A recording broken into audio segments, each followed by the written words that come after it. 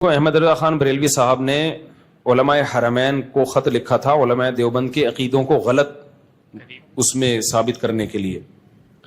تو پھر علماء دیوبند نے المحند علی المفند لکھی حرمین کے علماء کے پاس بھیجی. تو اس پہ ان سب علماء نے کہا کہ ٹھیک ہے یہ عقیدے. یہ بھی ہمارے برحق ہونے کی ایک دلیل ہے کہ اگر یہ علماء دیوبند کے ذاتی عقیدے ہوتے تو اس وقت کے سارے حرمین کے علماء اس کی تائید تھوڑی کرتے.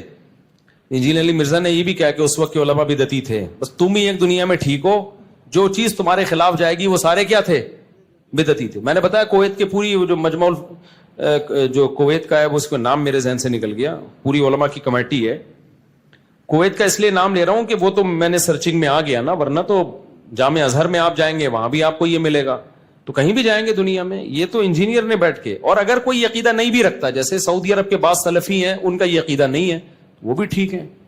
اس کو تو انجینئر نے ایشو بنایا ہے, سمجھتے ہو کہ نہیں سمجھتے, ہماری نظر میں بنیادی عقیدوں میں سے نہیں ہے.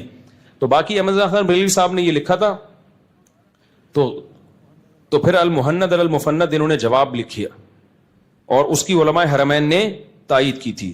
تو انجینئر علی مرزا پتہ ہے کیا ڈرامے کرتا ہے کہ ایک نے ان کے خلاف لکھا, انہوں نے ان کے خلاف لکھا, دونوں مولوی لڑ رہے ہیں آپس میں, تو تم بھی تو لڑ ہی رہے ہو, تم دونوں سے لڑ رہے ہو, تم نے لڑائی ختم تھوڑی کی ہے. یا تو آپ چپ رہتے, جیسے ہم نے یہ واقعہ ہوا تو اب چپ ہے نا ہم, اب یہ تھوڑی ہم ہر تھوڑے دن میں اس واقعے کو اچھالیں گے کہ احمد رضا خان بریلوی صاحب نے یہ کیا. بھائی جو کرنا تھا اس کا جواب ہو گیا, یہ قصہ کیا ہو گیا, ختم. اب وہ لڑائی کیا ہو گئی, ختم. اب اس کو جو اٹھا رہا ہے وہ غلط کر رہا ہے.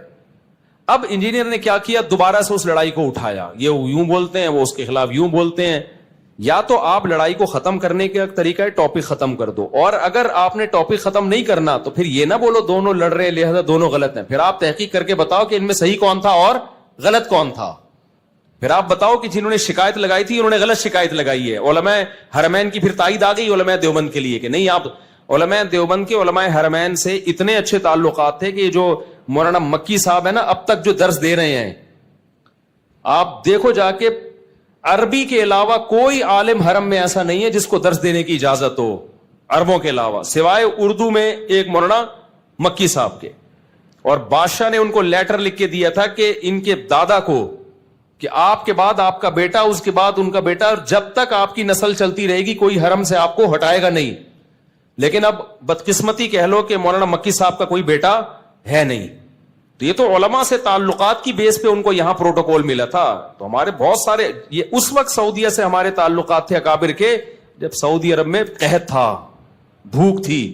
جب دولت آ گئی, ریل پہ لا گئی, مدینہ یونیورسٹی بنی, تو بادشاہ نے ہمارے علماء دیوبند سے رابطہ کیا کہ مدینہ یونیورسٹی میں آپ کے حوالے کرنا چاہتا ہوں, آپ لوگ اس کو سنبھالو.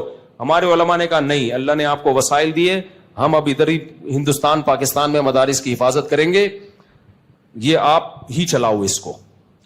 تو اس کے بعد پھر کیا ہوا, جب علماء دیوبند کا انفلوئنس ختم ہوا تو پھر دوسرے لوگوں کا انفلوئنس اس میں بڑھ گیا. تو پھر انہوں نے یہ پروپیگنڈا شروع کر دیا کہ یہ عرب جو ہیں علماء دیوبند کے خلاف ہیں, اور ان کے علماء دیوبند کے خلاف کتاب بھی چھپی تھی دیوبندیہ کے نام سے, اس میں بھی بڑی غلط بیانی کی گئی. جب وہ کتاب چھپی ہے اس میں سعودیہ کے علماء کے دستخط تھے کہ علماء دیوبند کے عقائد غلط ہیں. پھر یہاں جامعہ فاروقیہ کے ایک عالم نے اس کا جواب لکھا. جب وہ جواب سعودی عرب گیا ہے تو اب وہ دیوبندیہ چھپنا بند ہو گئی ہے, اب وہ بین ہو گئی سعودی عرب میں. سمجھتے ہو کہ نہیں سمجھتے؟ تو پروپیگنڈا پہلے بھی ہوا تھا, اور عرب علماء کے سامنے بہت پروپیگنڈا ہوتا ہے. یہ جو تبلیغی جماعت میں نکلنے کو ناجائز قرار دیا تھا, شیخ صالح المنجد تھے غالباً, بہت بڑے سعودی عرب کے عالم ہیں. انہوں نے فتویٰ دیا کہ سعودی عرب تبلیغی جماعت میں نکلنا حرام ہے. میں نے ان کا فتویٰ پڑھا, اس میں انہوں نے وجہ لکھی کہ یہ لوگ قبر پرست ہیں. مجھے خیال ہوا کہ میں جانتا ہوں چونکہ وہ عالم نیک ہیں, مجھے پتا تھا یہ بدنیت نہیں ہے. مجھے یقین ہو گیا کہ کتنا غلط پروپیگنڈا کیا ان کے سامنے.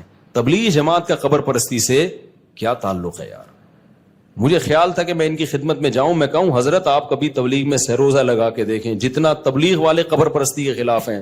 لیکن ظاہر ہے ان کو پروپیگنڈا تو چل جاتا ہے نا, اتنا پروپیگنڈا کیا ہے کہ انہوں نے فتویٰ دے دی قبر پرست ہیں. کچھ اور الزام لگا دیتے یار, قبر پرستی کا تو کسی طرح بنتا ہی نہیں ہے. تو سعودی عرب کے بڑے بڑے علماء, شیخ الحدیث مولانا زکریا رحمۃ اللہ علیہ کے شیخ بن باز سے بہت اچھے تعلقات تھے. جب شیخ الحدیث مولانا زکریا رحمۃ اللہ علیہ نے کتاب لکھی ہے نا داڑھی پر, تو شیخ بن باز نے اس کتاب کو چھپوا کے پورے سعودی عرب میں پھیلایا. بذل المجہود جو شیخ الحدیث کی شرح ہے ابو داؤد کی, آج بھی سعودی عرب کی کتب خانوں میں آپ کو ملے گی. تو علماء سعودیہ کے جو ہے وہ ویسے بھی ہمبل ہی ہیں, وہ کوئی غیر مقلد تھوڑی ہیں یا اہل حدیث تھوڑی ہیں, وہ تو ہمبل ہی ہیں ویسے بھی.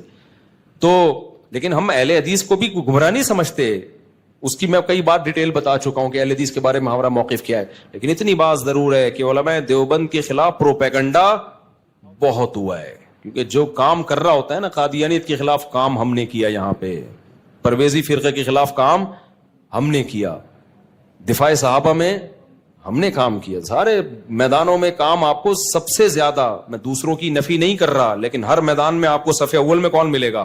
پوری دنیا میں چلے جاؤ یار, مدارس کا جال بچھا ہوا ہے, سب کے تانے بانے کہاں جا کے ملتے ہیں؟ علماء دیوبند.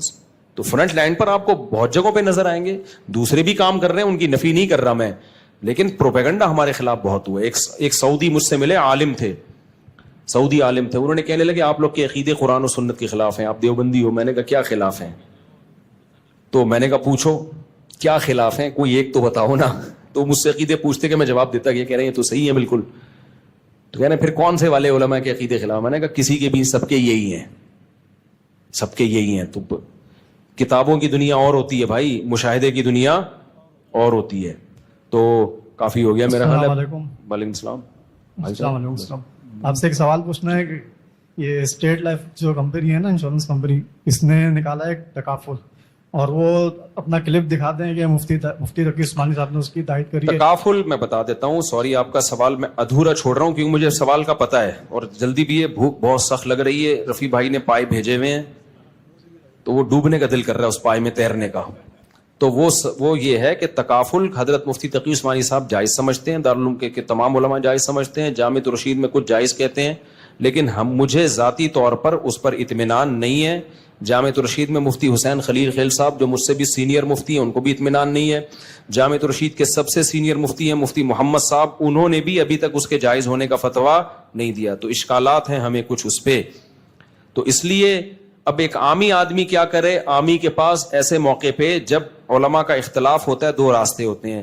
ایک احتیاط والا راستہ کہ بھائی چھوڑ دو جس چیز میں شک ہے, اور ایک گنجائش والا راستہ. گنجائش یہ کہ مفتی تقی صاحب اس فیلڈ کے بہت بڑے ماہر ہیں تو میں ان کے فتوے پر عمل کر رہا ہوں. عامی آدمی کے پاس اب اس کے علاوہ کوئی آپشن نہیں. تو گنجائش ایک عامی شخص کے لیے کہ بھائی مفتی تقی صاحب اس فیلڈ کے ماہر ہیں, پرہیزگار بھی ہیں, عالم ہیں, تو ان کا فتویٰ ہے, میں اس فتوے پر عمل کر رہا ہوں.